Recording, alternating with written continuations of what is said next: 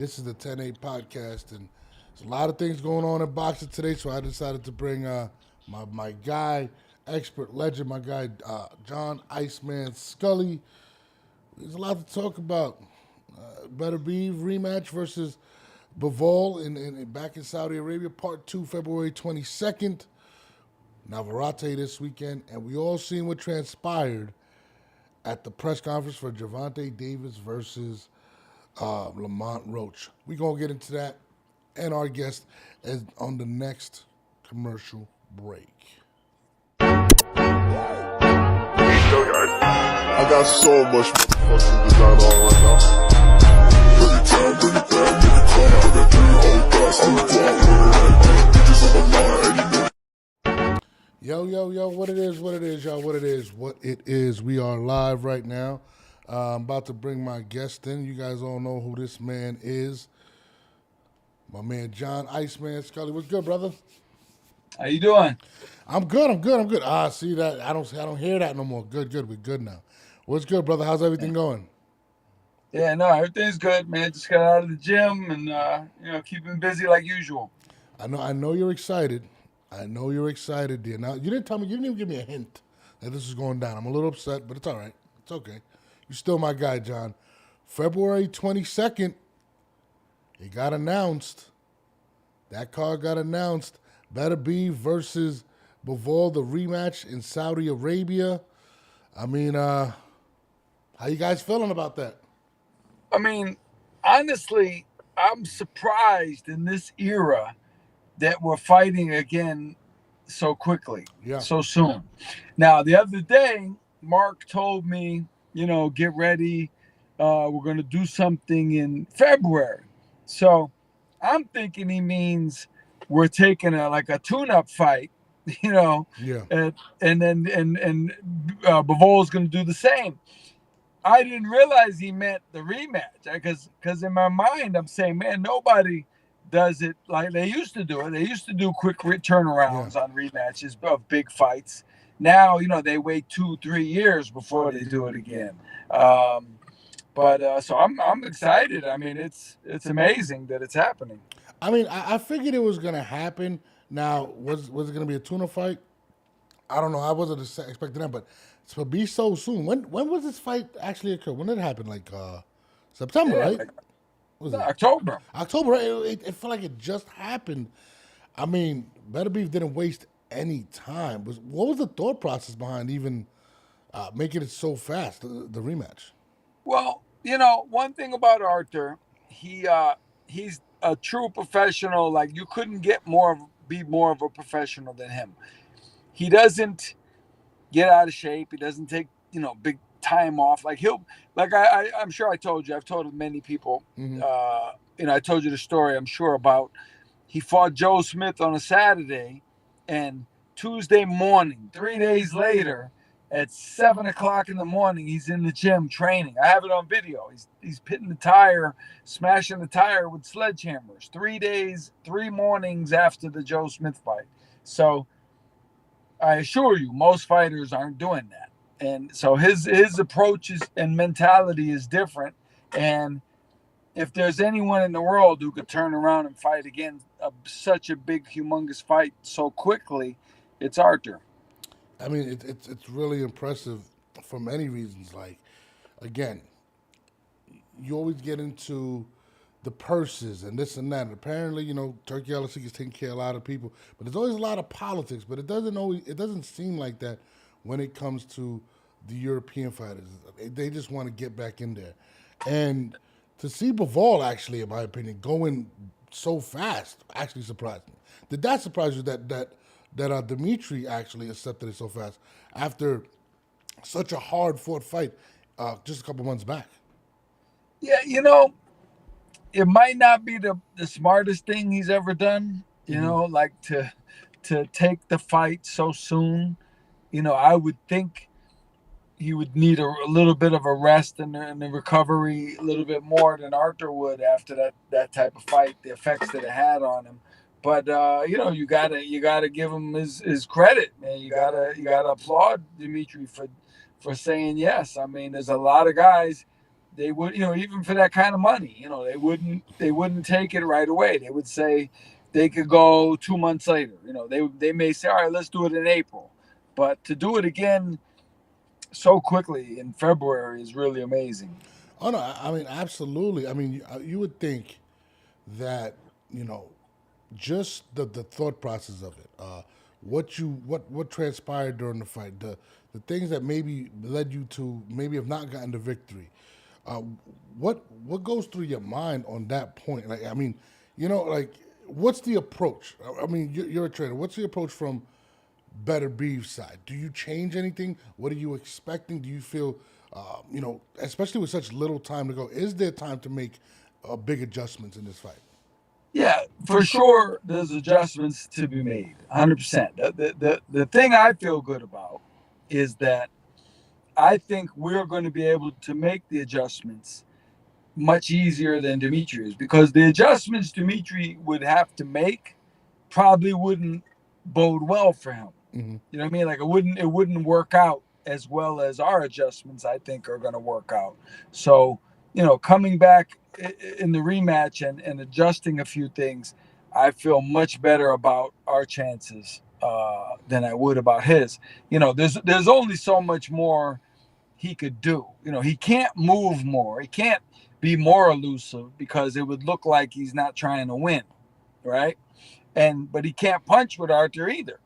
So, I don't know what their plan is going to be, but I think they're going to have a tougher time coming up with a good one than we are. Yeah, I mean, like just looking at how that fight went, it is it was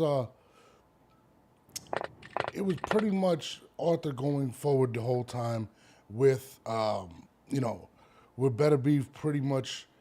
I mean, yeah, Arthur going forward. Bivol just in the beginning trying to hold ground, but eventually it just kind of was like, let me get out the way, let me move more. And even at the end of the fight, Bivol actually said he needed to throw more punches. Do you expect him to throw more punches in this next fight? I would think he would want to, but if he's getting countered more, you throw more, you run the risk of getting countered more. Engagement is always going to result in more confrontation. And he obviously, he didn't really want the confrontation. When it came down to going back and forth, that wasn't really his goal. So, like I say, I mean, they're going to have to adjust. We're going to have to adjust. I like our chances better of coming up with something conclusive. I mean, do you guys make any adjustments at this point in Arthur's camp? Do you feel like there's things that he could have done better in the first fight that maybe this Yeah, time he could get a stoppage? Maybe yeah, that can happen. yeah, for sure, for sure. As the fight was happening, there was things in my mind. I was saying, we're gonna fix that next time. We're gonna adjust this. We're gonna do a little more of this. We're gonna do a little bit of that. We definitely have things. Like I say, we have to go to camp. We have to see how Arthur feels about it. See how it plays out. But I know in my mind, I have ideas that I think are gonna help a great deal. Now, Arthur, not better, Bivol said that he will be throwing more punches and probably be sitting on more punches. Do you feel like maybe he's going to try to stand his ground and try to hurt Arthur? I mean, he caught Arthur with some shots.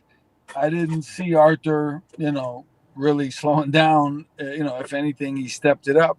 Um, it's easy to say what you should do, right? I know how I would know when I was fighting. You know, I had an idea of how to beat a Roy Jones, a Gerald McClellan. But actually doing it, that's a whole different program. You know what I mean? It's on paper we all have a pretty good plan for beating some of the greatest fighters of all time. But to actually execute it, that's a different thing. It always everything comes back, and as a fighter myself, I would be thinking of different strategies in fights, right? And I could come up with ideas and plans, but the one thing that always caused a glitch is power. You say, man, all right, everything's good, but what about when this guy catches me with the power? Like, what am I gonna do then? How am I going to respond? Am I going to respond the way I think I want to? I don't know. Obviously, during the fight, Bivol ended up on his bicycle. There's no secret. Like he really was moving a lot, right? And it got to the point late in the fight where I was like, man, this is too much. It's like you have to look like you're trying to win and not just avoid punishment. So if he can, I don't know if he can adjust enough as to where he doesn't do something similar again, because again, he's going to feel the power. And if he slows down, if he doesn't move more, he's going to feel the power. Like at one point he said something, I don't know exactly what he said in translation, but something like the power, Arthur didn't hit as hard as he thought he was going to. But the thing is, if you're moving a lot, of course you're not going to catch the flush shot full force. If you don't want to get hit flush as a professional, you don't have to, right? But you're not going to win either. If he slows down and tries to test Arthur's power, if he's under the illusion that Arthur doesn't hit as everybody says he does, if he's gonna try and find that out for sure, I think he's gonna be in for a rude awakening. Now, the fight was very. It was debated. It was very close. Yeah, A lot of people felt like it was a very debatable fight. right, Does Arthur put more pressure on him this time because he doesn't want it to go to the judges? Because of course, you always run the risk of possibly, financially being a third fight. And I like the conspiracy stuff in boxing, but a third fighter will make them all a lot more money, right? right. Does he want to make this decisive? And you know what I'm saying? Yeah, no, and Arthur, like he always wants to make it decisive. The last time, and Bivol did a great job of minimizing that, right? But at the end of the day, the fact is he was able to achieve that because he didn't really want to engage head to head, right? That's the basic idea. He didn't want to risk it, and I understand it. Arthur's super strong, so again, if he's gonna win and really turn the tables, he's gonna have to feel some more of Arthur's power to get that done. I don't think he can just box and avoid it because it would look like he wasn't trying to win. So he's in for a tough fight, strategy wise. Now, of course, if he is going to engage more, it's going to be more opportunity for a possible knockout from Arthur Beterbiev. Do you Right. believe if he does engage more, if he stands his ground, this fight goes the distance? I wouldn't think so. I wouldn't think so because Arthur's going to be motivated. In the rematch, obviously, he's already. One thing about Arthur, when he fights consistently, one fight after another, he's a terror, right? Usually because of injuries and different things, he's had to fight, you know, take long layoffs, right? Turning this fight over so soon is probably the best aspect of it that I like. The fact that Arthur's fighting again so quickly because he's going to be sharp, he's going to be ready, he's going to be in that zone already. So I feel really good about that, 100%. Listen, man, I'm super duper geeked for this fight, man. Especially the fact that, you know, it's happening so fast. It's a throwback. It's a throwback fight. No egos are out the window. You got to give a lot of respect to Mr. Turkey Alasik for what he's been able to do in Yeah. regards to making these fights happen. And in fact, the rest of the card is crazy. I mean, have you seen the rest of the card? Yeah, yeah, I saw it yesterday. That reminds me of Don King used to put those marathon shows back in the day, and he had the one that had Gerald McClellan and Julian Jackson rematch, and Terry Norris and Simon Brown. They were all on the same show. Zuma Nelson, and it was Jesse Zuma Nelson. Leha. He used to do some tremendous shows, and this reminded me of that. I think the crowd is going to be even bigger for this one, just because not just the rematch, but you have a really, really solid card to begin with. Yeah, I mean, it's definitely a very good card. I mean, it's pretty intense, man. It's definitely pretty intense.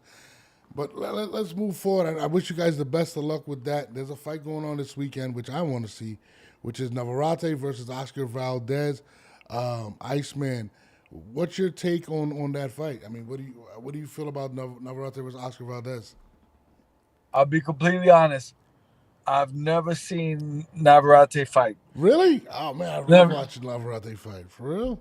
I've never seen him fight. No, I've never seen it. Oh, Yeah. he's your kind of guy. He's well, straightforward, I'm throws gonna a lot of punches. You know. well, I'm gonna be seeing him. I'll be watching him this weekend for sure.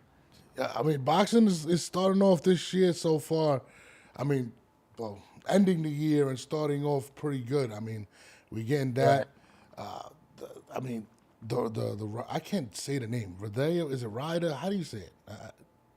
It's driving me crazy. Which one? Which The one? Ryder card. What is it called? How do you say it? It drives me insane. I don't know which one. I don't Oh, know the which one one. that Arthur's on. That one.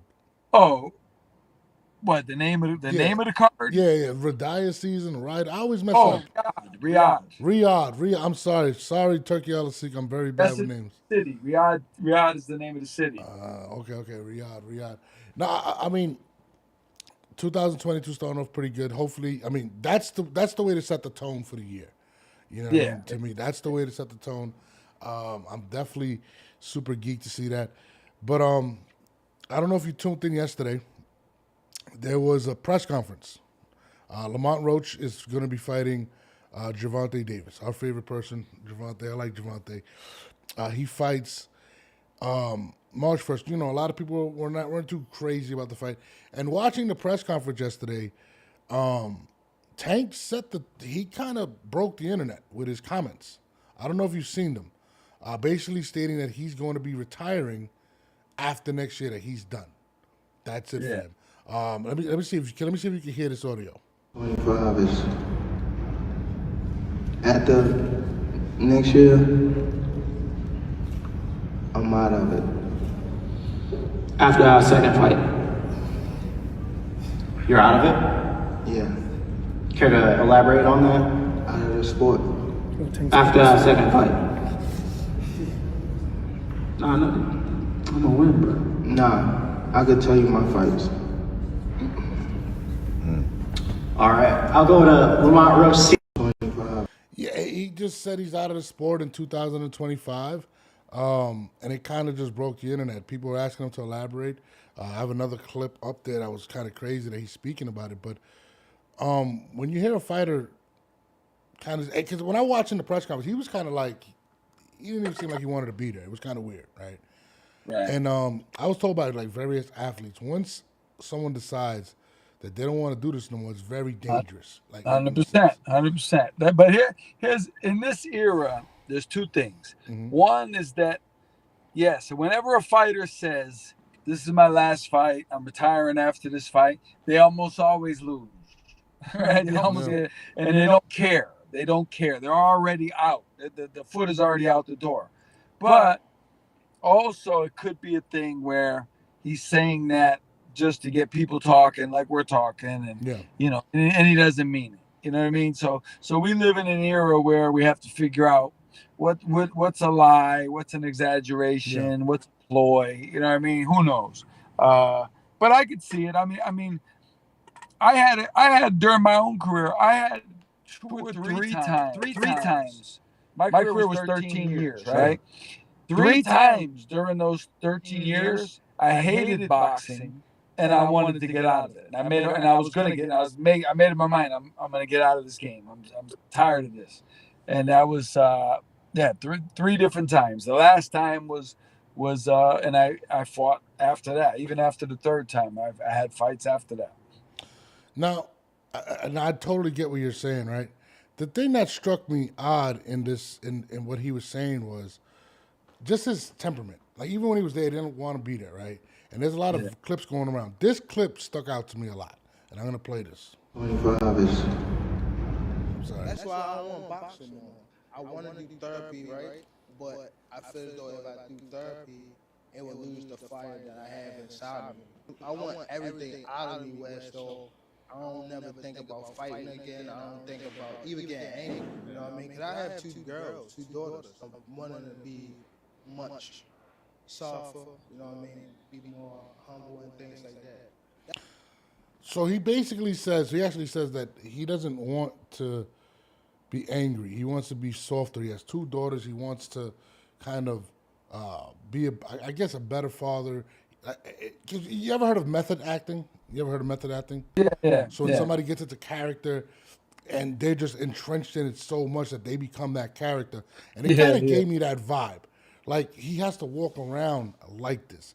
And he has to get angry. He has to motivate himself by making himself angry. And even in fact when, he came at us on social media, it was weird. Like I'm like, okay, I don't get it, right? But it was his character, right? But he doesn't want to portray that no more. And when I seen it, I was like, I get it. I do get it. Yeah. With you hearing that, what he just stated, what do you feel about that? You know, I think, and I'm just strictly guessing, just from Yeah, life experiences. You know, he may have something else going on, that we don't know about, yeah, and he's trying to work his way through it, and maybe he had an epiphany and he's reached a certain age, like you said, with the daughters, and he doesn't want to be that guy anymore, and he doesn't want that to be what they know about him. So you never know. I mean, like I say, in this era, I don't know what people's motivations are yeah, when they say things. You know what I mean? You see so many guys say, they turn pro and they say, I'll be retired by the time I'm 30. I'm going to be out of this game. And they fight till they're 37 years old. They yeah, mean it at one time, but they don't mean it later on. So I don't know. After his fight is over, he may have a complete. I'll give you an example. I'll give you a perfect example. Every fighter listening to this will understand this completely. Every fighter at some point has, while training for a fight or actually in the fight, during the fight, while he's fighting and while he's on the stool between rounds, has said to himself, "This is my last fight. I'm yeah, quitting after this fight. I'm retiring." As soon as the fight is over, they want nothing more than to go fight again. Literally, as soon as the fight's over, they want to fight again. They can't wait till they fight again. But until it's over, all they're thinking about is, I'm sick of this. I'm done with it. After this fight, I'm going to quit. So let's talk to him after the fight. Interview him 2 weeks after the fight. And I wouldn't be surprised if he has a totally different Well, he, opinion. he did say he'll take two more fights, which I think one of them is going to be Ryan Garcia because we all know it's a big money fight. But Right. it's crazy you mentioned that. We just watched a fighter quit on the stool. He said, "I don't want to be out there no more." I forgot the guy's name. Danny Literally, Garcia. no, not Danny. It was another guy. He just fought this weekend. Well, Danny was in a similar Yeah, situation. You see, he got hit with the jab. It was nothing. and You just know, yeah, the fight, he didn't have it in him to begin with. Like, I could see walking to the ring the same way Errol Spence when he fought Crawford. yeah, Walking to the ring, I told everybody in the room with me, I was with a bunch of fighters. I said, he's done. And they're like, what are you talking about? They haven't even gotten in the ring yet. I said, he's done. I'm telling you. I can see, I really, can tell by his whole demeanor. I could tell by his whole facial expression, everything. And everybody was like, they didn't know what I was talking about. But when it was over, they were like, man, it's crazy. You called it before they even went to the ring. And, Danny was another one. His whole demeanor was just passive. Like he wanted to be anywhere on earth than other than that boxing ring. And Tank, we're gonna see, but it's not a good sign for someone to talk about retiring before they actually retire. the crazy thing for me was that Tank to me doesn't box for legacy. He doesn't box for to be great, and I think that's been very obvious to a lot of people. Right. You know, I feel like he just wants to. He's good financially. He doesn't need to box. So I kind of believe him. I mean, he's made millions. So to me, Right. I feel like as long as he invests his money, he'll be straight. But I think Danny loved the sport. I think Danny wanted to be great. I don't believe, and this is just me, that he cares enough. And he's come out and said it. There's in some of those clips, and I should have uploaded it. He said, "I don't care about the belts. I don't care about those things." I just want to take care. I want to take care of my family. I want to be financially good. So to me, I kind of believe him. I believe Yeah. him. I don't think. See, like if you would have told me somebody like you or somebody, I don't know, somebody like a Canelo or a David Benavidez or even an Arthur, I think they fight to be the best, right? Gervonta Yeah. never gave me that vibe. Some guys take it very serious, personal, right? Where Yeah. other guys, boxing is just their job. It's just how they make money, and they can't wait to retire.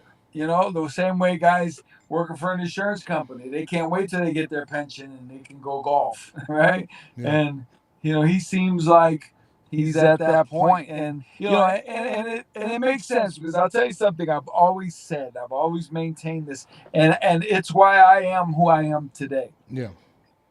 I still think about boxing like I did when I was 15 years old. I'm still excited about it, and still sparring. When I spar, like I'm 57 years old, I'll still spar, and while I'm sparring, I'll be pretending I'm Muhammad Ali, Mm. right? In the Rumble in the Jungle, or I'll pretend I'm somebody. I'm having fun with it, Yeah. like I did when I was a kid. It never was a business to me. It was never a job to me. So I've always maintained that love for it on that level. I think a lot of these guys, it's crazy to say, but when they treat it like a job and a business and so as a way to make money, it's a different vibe and it's a different feeling. They could quit on a stool in their last fight Yeah. and say, "Hey, man, it's my last fight anyway, so I'm just gonna quit. I'm not feeling good." Whereas I don't know if it was you I was telling this, but I'll give an example of the mentality and how it's changed over the years. Yeah. Archie Moore moved up to heavyweight from light heavyweight to fight Rocky Marciano for the title, right? Okay. He got stopped in the ninth round. After the eighth round, he took some bad abuse in the eighth round. The referee came to the corner after the eighth and wanted to stop it. And Archie Moore told him, he said, "Listen, man, and this is me verbatim, not exactly what he said, but Yeah. I'm just telling you what he was saying." He said, "Listen, I'm a champion too. You have to let me go out like one." And the ref understood, and the ref said, "All right." He went out. He got knocked out the next round by Rocky Marciano. He went down fighting. He couldn't. He could not, as a champion, sit on the stool and not come out. I understood that completely. I think all of them, back then, that's how they thought about the title meant everything. Yeah. And nowadays, guys are more they're businessmen, and the title. I mean, how many guys back in the day? It was very rare for someone to allow themselves to be stripped of a title. You wouldn't get stripped like now. They'll say, "Oh, I have to fight this guy. Well, strip me then. I'm not gonna fight him." To get out of the fight, they'll let you strip them. Where other guys back in the day, they're like, I'm not giving my title up. You're not just going to take it from me in a court of law. I'm going to lose it in the ring. And I think that ideology it hasn't died, but in a certain realm, it has with a certain demographic of kids today. They're not thinking in those terms. Well, there's also I think kids are more educated as well in regards to, and not even kids. I think people are more educated in terms of head injuries as well. And Floyd Mayweather was one of his, how do you call it, his influences growing up. And if you watch a lot of our fighters, which you still help out a lot of them, whether it's Benitez, we see James Toney recently. I seen an interview; he could barely talk. There is that fear that you Yeah. can end like that. And that is one of the scariest things. I mean, like I said, you've helped many of boxers in those situations that have far less than Gervonta. So I Right. kind of understand where Gervonta is Well, coming from. here's my thing though. It's like Yeah. this is the difference. Okay. If you're in, I mean, professional boxing is one of the most dangerous. It's the most It is, yeah. dangerous I've ever done, right, in my life. Uh, if you're in boxing and you don't want to get hurt, right, Yeah. and you're conscious of that, you should not be a professional boxer. You should avoid this as a career. The fact is to be what you need to be famous and rich and be a champion, and you have to take the risk. It's a risk. It's a sport for people who want to take a risk. And like these guys in MMA, I'm not an MMA fan, but these guys certainly know we're wearing these tiny little 6-ounce gloves. I'm going to come out of this. I already know I'm coming out of this sport different than when I came in. There's no way around it. And they do it. You see Khabib and those guys, their ears are cauliflower. It's Yeah. like it's Disgusting. it's like a horror movie. Like they look Yeah. horrible. Terrible. And they know that's going to happen to them. Nobody wants that. Nobody wants to walk around with ears like that. But these guys say, yeah, for the glory, I'm gonna risk getting my ears mangled like this. So, I've talked guys out of going pro. I've had some kids going pro, and I said, listen, man, are you willing to get hurt? Because if you're not willing to get hurt, then you can't be a professional boxer. You cannot join this sport. You certainly can't be successful at it. I can guarantee you that. You cannot be successful. This is not for, and there's kids I've talked out of turning pro who were good amateurs. I mean, national level good amateurs. And I talked them out of it because I knew deep down they didn't have the desire to get hurt. They didn't have the guts to get hurt, and they didn't have the desire to hurt people. I'll tell you this: I had a kid, good amateur, one of the best amateurs of the '90s, a good amateur, and people were telling me turn pro, turn pro, turn pro. I said, listen, something happened in one of his amateur fights that he won a big tournament, and Yeah. but in the course of winning, he showed me he's not cut out to be a pro. They said, what did he do? I said he's winning the fight. He's in the finals of the regional tournament in Lake Placid to go to the nationals. He's in the finals. The winner goes, the loser doesn't.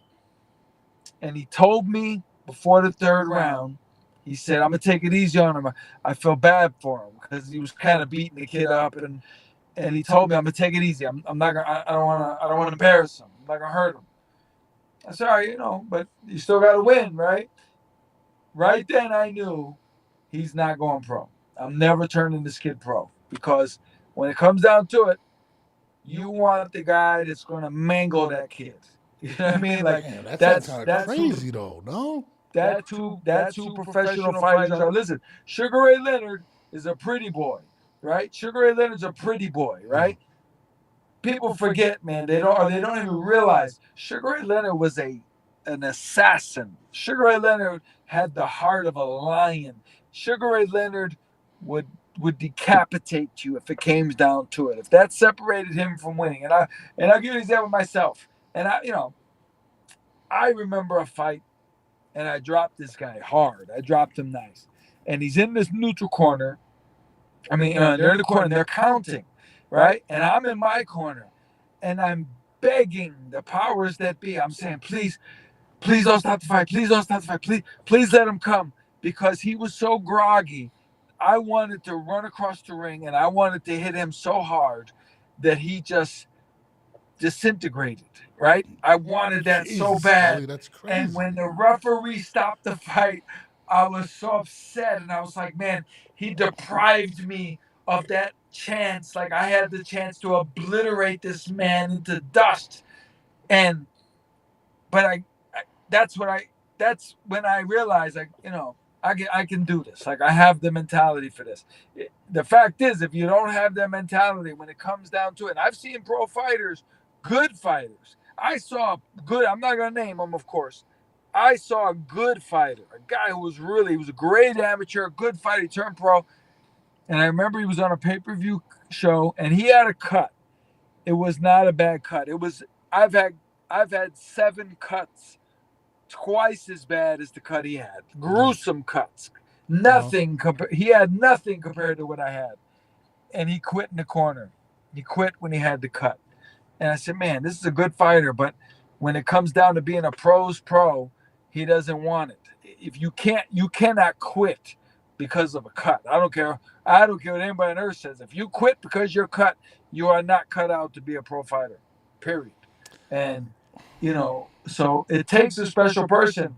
And my ultimate point is, like Rocky's trainer said in Rocky 3, and he said, "You're becoming civilized.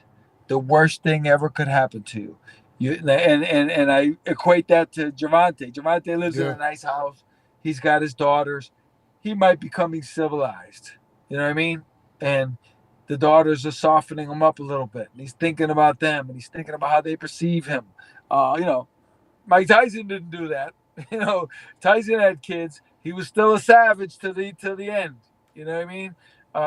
There's levels to this, and you know, if Gervonta or anybody, not just Gervonta, but anybody who starts thinking about retirement should just retire.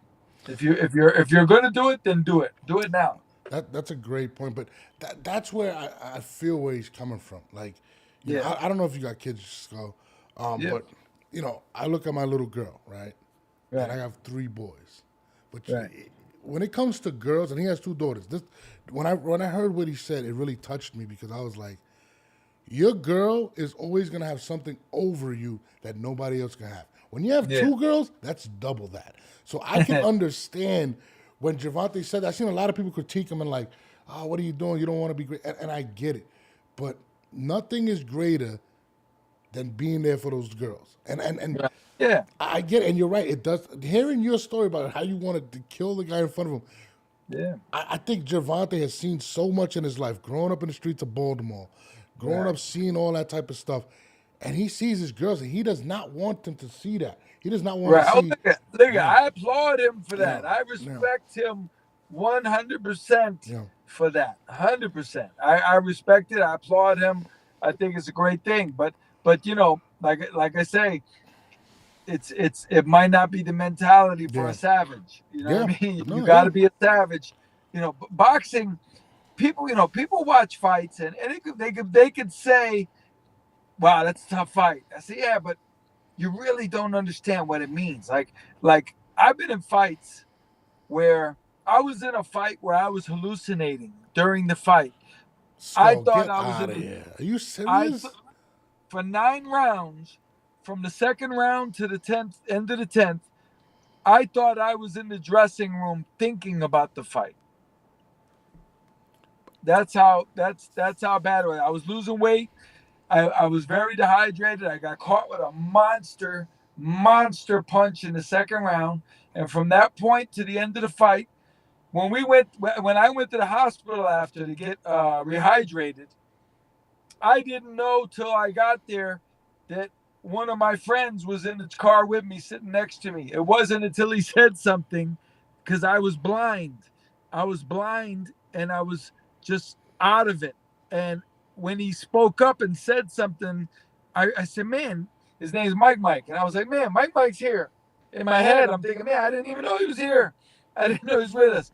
So that's what that's nothing. You ask any pro fighter, what's the craziest thing ever happened to you? You will be amazed at what they tell you. I was in a fight one time. I got hit with a shot, and we were in a gym. We fought in the gym, a pro fight, and there was a heating system there. And I know sometimes it goes on. And when I got caught with a shot, I remember thinking, "Man, the heating system went on, but it's really loud, louder than normal, right?"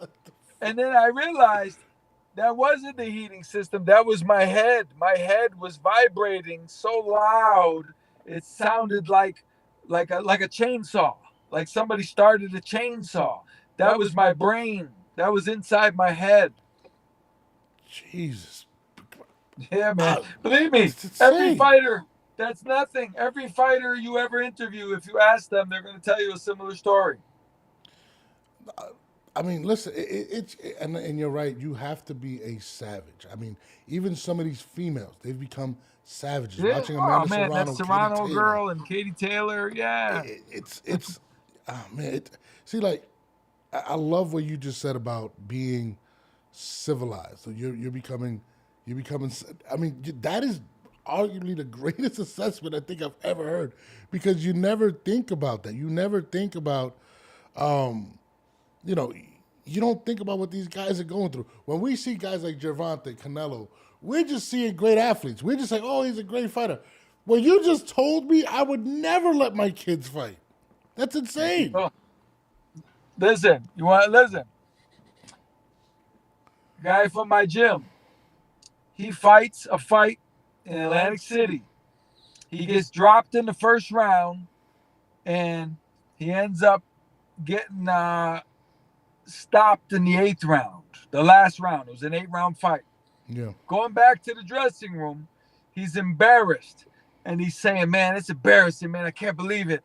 And they're like, hey, it happens, man. It happens. He goes, yeah, but getting knocked out in the first round, man, that's never happened to me before. And they're like, no, man, you got knocked out in the 8th round. He's like, no, don't try to make me feel better. I got knocked out in the first. They had to have the referee come in and tell him, nah, man, you got knocked out in the 8th round. Like, you went 8 rounds.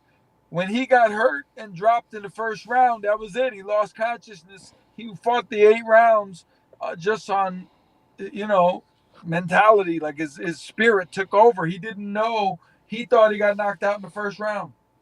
Scully, this is arguably one of the craziest interviews I've ever had because, listen, I've been a fan of boxing for my whole life, and I've never seen it from that perspective. I mean, literally, and this is the crazy thing. And I was watching another interview. I forgot who it was. I don't know if it was Cigar Talk or whatever. And he was saying that even in sparring, you're taking headshots. Like, you're taking a lot of headshots, and then you're going into the ring like that. So, I mean, I take my hat off to you guys, but I don't know how boxing isn't outlawed the way you're saying it. Listen, It's crazy. I've said that to myself when I've been in the middle of fights, or I've been in the gym and I've seen stuff happen, and whatever. I've said to myself, it's really crazy that this is legal. It's really crazy that this is legal. It's I tell you one more. Friend of mine, right? Guy in the gym with me.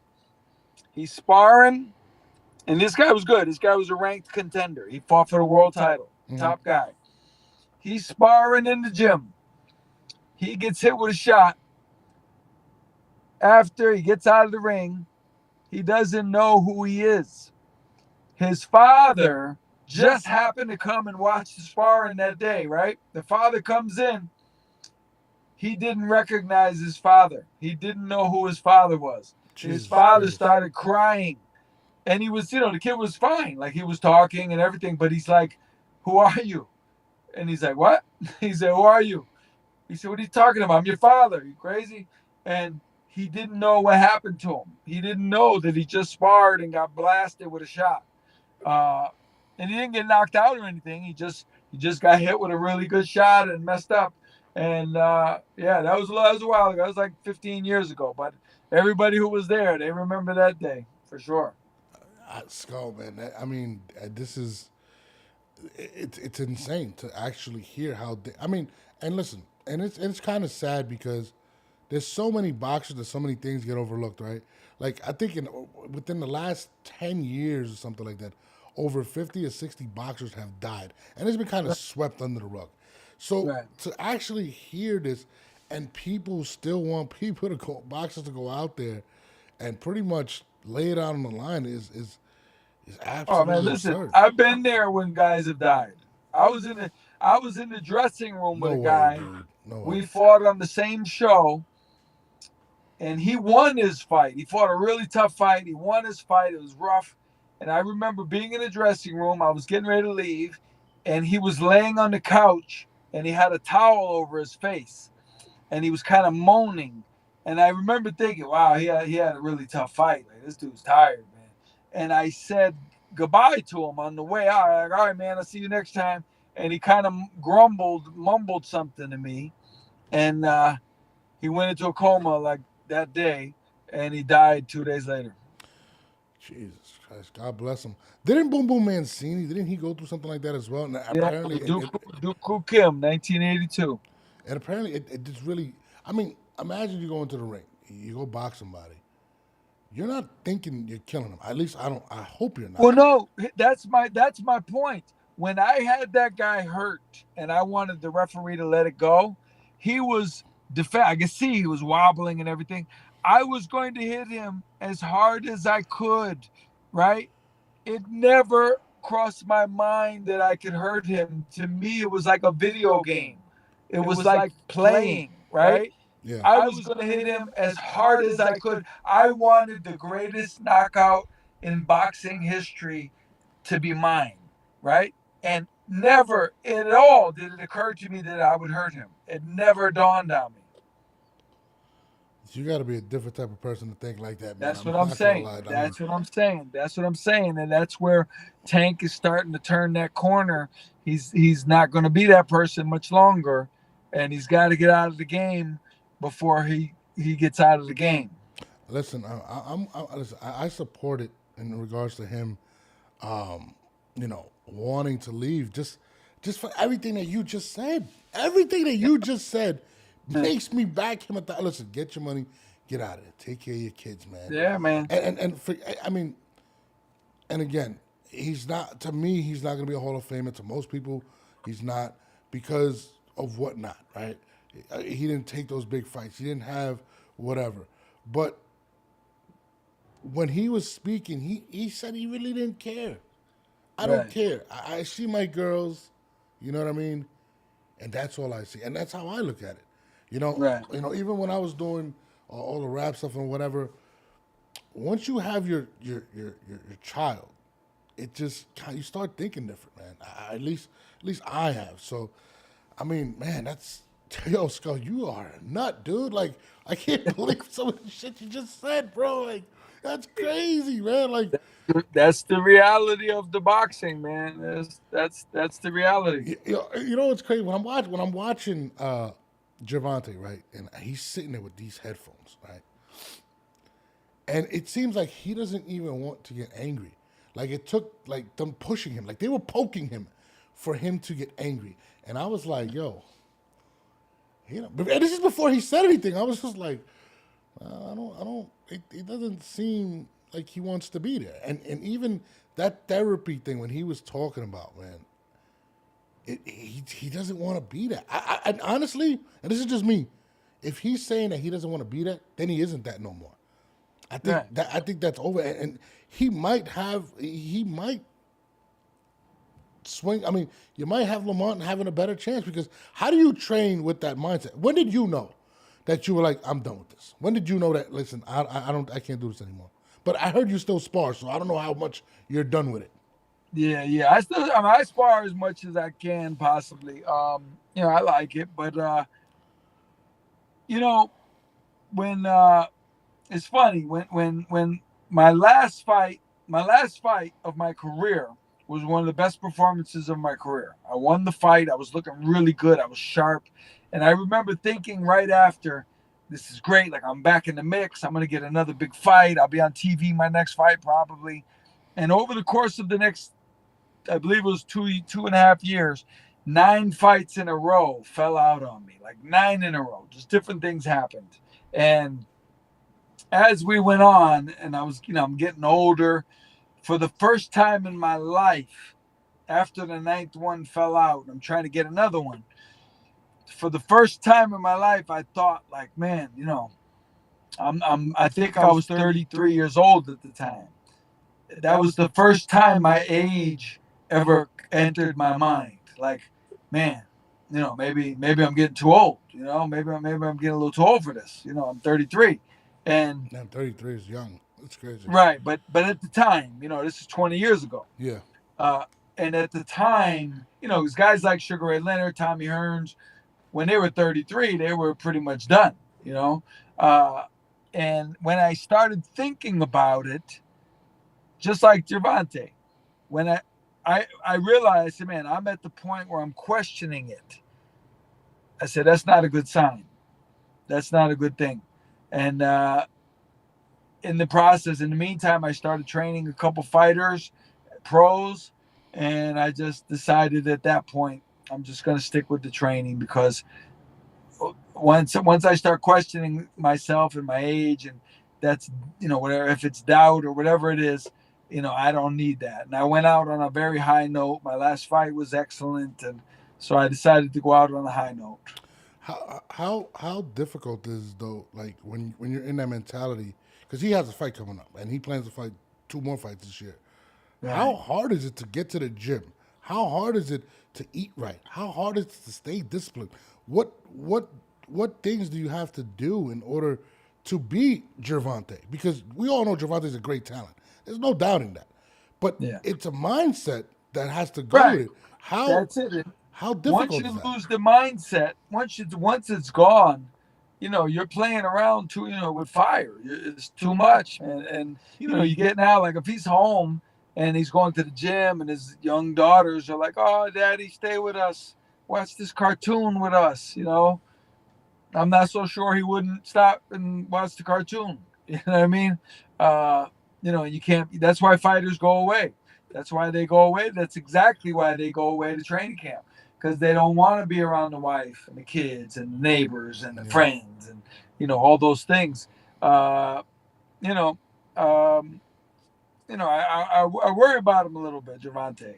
This is if this is not a ploy and he really means all this, it might be wise just to get out before this happens.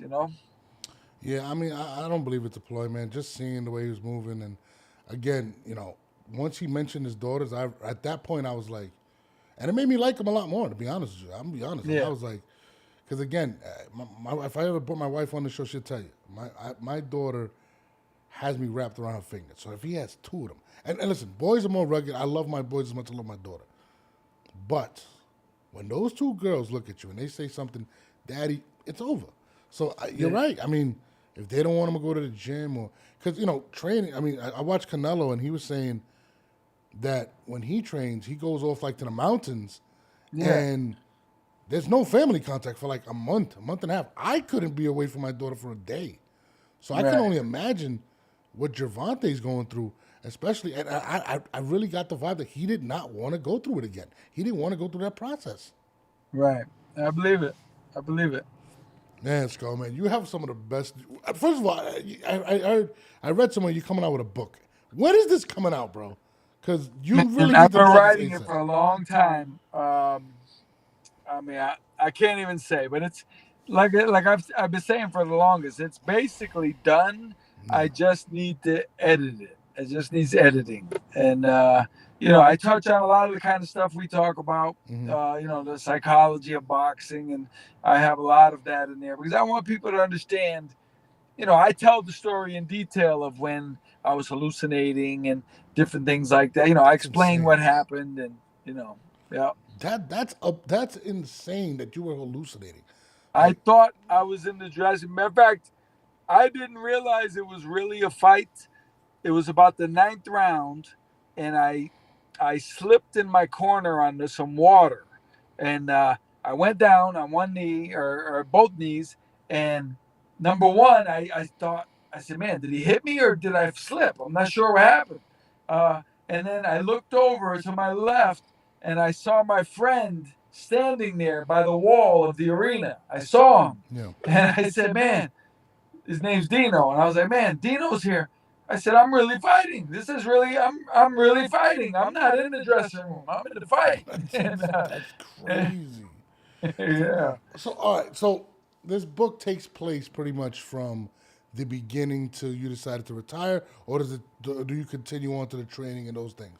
yeah. I talk about the training and different things like that. It starts with my earliest. The book opens with my earliest boxing memory, Okay. which was me and my brother in the laundry room of our house Uh huh. arguing over iron-on decal that was in the newspaper. It was of Ali and Frazier, the Thriller in Manila. Uh huh. The fight was coming up, and they had an iron-on decal in the newspaper, and only one person's going to get to use it. And he wanted to use it, and I wanted, and I was, I'm like 8 years old at the time, Yeah. and but that was my earliest memory of boxing. Jesus. So, all right, what made you actually want to put on the gloves? What made you say, "That's what I want to do"? Well, believe it or not, I used to box in my house by myself. And I used to pretend I was Muhammad Ali fighting Jimmy Young. For some reason, I fought Jimmy Young all the time. and I would keep track of the rounds, and I had 3-minute rounds, and I had the scorecard, and I used to do the post-fight interview and everything. Yeah. And my father told me about a gym that wasn't far from my house. That was one town over. Yeah. And in my mind, I wanted to go to the gym because I said, man, instead of boxing against myself, I could box with one of these guys, and I'll just pretend I'm Muhammad Ali with them. And and whoever they are, depending on how they look, they might be Ron Lyle, they might be Jimmy Young, they might be George Foreman. So I went there just because I wanted someone to pretend with, and I was 14 when that happened, and ever since then I've been in the gym ever since. That's what made you fall in love with it though, because you love boxing. I don't think I've ever met anybody that loves boxing more than you do. Yeah, I don't know, man. Just the feel. Oh no! Don't do that. Hello, hello. Oh no! Oh yeah, there you go. You're back. You're back. Ah, your audio. Hold on. Let me try to get you right. Your audio just went out. Give me 1 second. Let me get his audio back. Man, Scully. Hold on. I don't know what happened to his audio. He's frozen. Scully, you there? I can't even hear you. Jesus. Go out and come back in. See if I can bring you back in. Don't do that. Hold on, guys. Try to bring Skull back in. Let me see if we get back in here. Oh, man. Man, Scully is a wild boy, man. I'll tell you that right now. Yo, this has been one of the best interviews I've actually done. Appreciate John for doing this. Hello? Yeah, there you go. Oh, man, thank God. Oh, hold on. Let me bring you back in, brother. There you are. There you go. I don't know what happened. But, yeah, you were saying? I was saying, what was I saying? I started boxing. Yeah, what made you fall in love with boxing? That was the question. I said, Yeah. What made you actually fall in love? For me, just the one-on-one, the boxing against the other guy. Like I spar. That's probably why I keep sparring. I'm 57. I can still spar. Yeah. My first time sparring, I was 12. I haven't stopped yet. Wow. Because the action, just going against this other guy, like I sparred a lot of guys, champions, top guys, they only spar if they have a fight coming up. I would spar at any time. Like if I had a fight on June 5th and I went back to the gym on June 8th and I could spar June 9th, I would spar June 9th. Like I would spar. I ask people all the time, man, you want to spar? You want to spar? Let's spar. Let's spar. Just because I just like the feeling of it. I like the idea of it. Just something about it. What was your favorite moment in your boxing career? What was that? There's two that are equal. One was, and they were actually both as amateur. I beat a guy named Darren Allen, who was the world champion at the time. He had beaten Henry Mosky for the world title. And I beat him to qualify for the Olympic trials. Yeah. So I wanted the Olympic trials more than anything. But beating Darren, that was a big thing. Like I used to watch Darren on TV. I looked up to Darren. We're actually friends now, all these years later. That was the happiest moment of my life, was beating him. Wow. But there was another moment. I beat a guy named Curtis Mingo, who he had beaten me the first time we fought. And it wasn't just that he beat me, but he hurt me to the body with a body shot. And he beat me. And I saw him at a tournament a year later. And as soon as I saw him, I knew we were going to fight each other in the finals. I knew it. As soon as I saw him, I knew. And we went to the finals, and I've never in my life, other than when I fought Darren Allen, I've never been more determined ever. And I ended up stopping this kid in the second round. I knocked him out with a right hand. And that was something, man. 30 years later, let's say 90, so it was in 87, 97, 17. More than 30 years later, I was talking to Lou Savarese. You remember Lou Savarese, the heavyweight? Yep. Lou won the same tournament on the same day as I did. I didn't really know Lou that well, but I was talking to him 30 years later. And he goes, man, I'll never forget when you knocked out Curtis Mingo in the Nationals, man. That was crazy. So when he said that, I realized like people knew it happened. Like it was, I made my mark with that victory, and that was my favorite. That and the fight with Darren. Those are my two favorite moments for sure. Man, I can't wait to when this book comes out, or if anything. I'm Yeah, definitely looking forward to it. I got one more question before I let you go. I know you're a family man as well. So, yeah. what was the hardest you ever been hit? That you remember, like, whoa, like, it's crazy. Uh, well, here's a funny thing. When you get hit hard, if you get hurt, like if I hit you, if you hit me and I'm hurt, I'm groggy, I don't feel anything. Really? So I don't know how hard you hit because I don't feel anything. It's like being numb. You know you're messed up, but you don't feel any pain whatsoever. It's the punch that hurts you, but you're not dizzy. You're not out of it. The punch that physically hurts. It's like getting hit with a baseball bat, and all you can think is, I don't want this guy to hit me again. He's going to kill me if he hits me again, right? Yeah. So I remember sparring with Lamar Parks, Lamar Kidfire Parks. Lamar Parks was a top amateur, a top pro, number one world rank contender, and we sparred in Times Square Gym in Times Square, New York City. Mm-hmm. And I remember we went 8 rounds one day, and then I came back 2 days later. We did 8 rounds again. I remember the trainer, famous trainer, Jimmy Glenn. Jimmy Glenn was laughing. He said, "Man," he said, "nobody does 8 rounds with Lamar Parks. Like nobody lasts that long. Nobody wants to do 8 with Lamar." I said, "No, man, I love it. I love it. But Lamar hit me, and I remember thinking he's got a small miniature bowling ball in his glove, and that's what he's hitting me with. That it crossed my mind, and I'm just saying to myself, like if this man catches somebody flush, like it should be illegal. It shouldn't be. You shouldn't be. That's the thing about power, and Lamar had it. It's where you could fight a guy like Julian Jackson, say, and you're training and you're getting in great shape, and you could think of all these ways you can beat Julian, and you go Yeah. outbox him, and he's not good if you move and maneuver and everything, and you feel good about it. But then someone will say, "Yeah, but what about when he catches you?"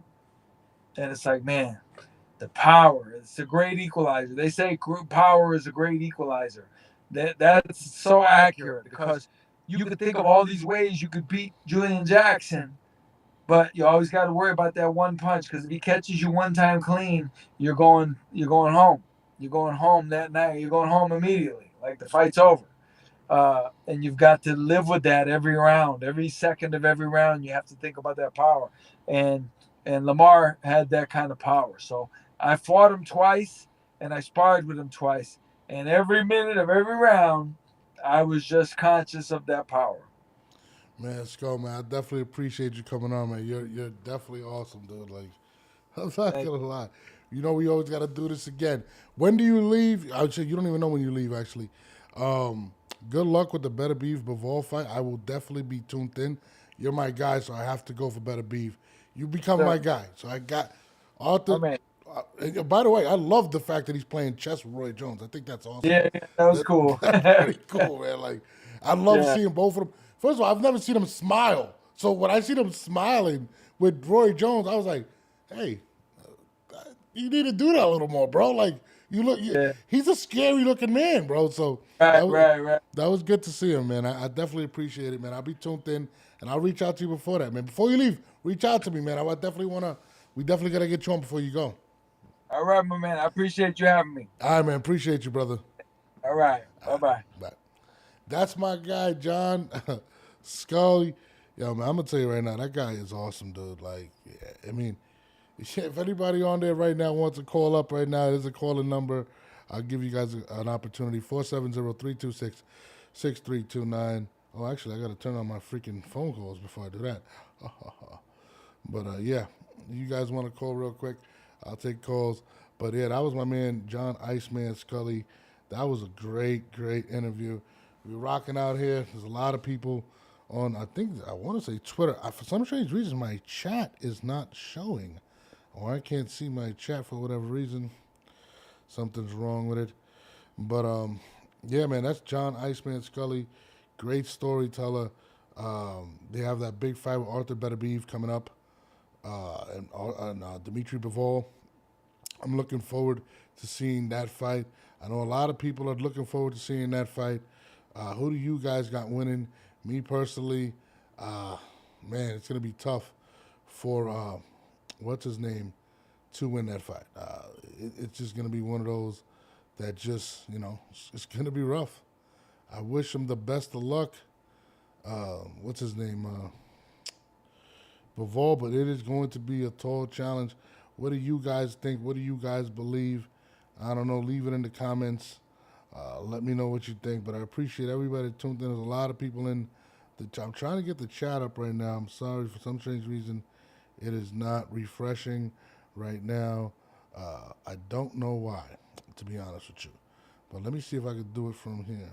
Let me see. Let me see if I can refresh it here. This is the browser. Oh, that's probably right. Let me see. One time for the one time. Let me see. All right, I just refreshed the chat. Let me see if the stuff starts coming up real quick. Let me see. Nope, still not going. I don't know what's going on here, but whatever. I don't know. Tag tweet chat, please. Enable channels. I guess I don't know what's going on here. But anyways. Definitely appreciate everybody tuning in. If anybody want to call up right now is the opportunity. I'll give you guys a couple seconds. But again, we have the Gervonta Davis. We have the press conference. I think part 2 is tomorrow at 4 p.m. in the DMV area. If anybody wants to tune in, I think it's on PBC's YouTube. I will be doing a follow-up just to see what Gervonta is going to say. Again, shout out to Gervonta Davis for actually showing a different side of himself. And I totally respect him for that. Appreciate everybody that's tuned in. There's a lot of people rocking out with us tonight. Real talk. I wonder if I can see the chat here. Hold on, I can't even do that. I don't know what's going on here. But anyways, let me see. Matter of fact, let me go check my YouTube, see if I can check the damn chat. Give me a second because I can't see it for some strange reason where I have it. But I'm going to check the chat and try to take some chat conversations real quick. Here we are here. Let me see. Let me go into the chat. I don't see anything on the chat here. There's nothing on the chat here, but there's a lot of people on the other thing. Make sure y'all hit the like button, subscribe. For those people watching on Twitter, please hit the YouTube channel at Norbs It All Network, youtube.com/Norbs It All Network. Definitely appreciate y'all tuning in. I'm going to leave it at that. For some reason my chat wasn't working tonight. I definitely apologize to everyone that tuned in tonight. Yeah, on that note, it's your boy Norbs. Make sure y'all hit the like button, subscribe, hit the notifications button. Make sure y'all rock out with me. I'm going to call it a night. It's your boy Norbs. Hold on. It's your boy Norbs, and we are out of here. I got so much motherfucking design on right now. Every time, bring it back, nigga, come out, that 3 old guys, I'm the block, bitches on my line.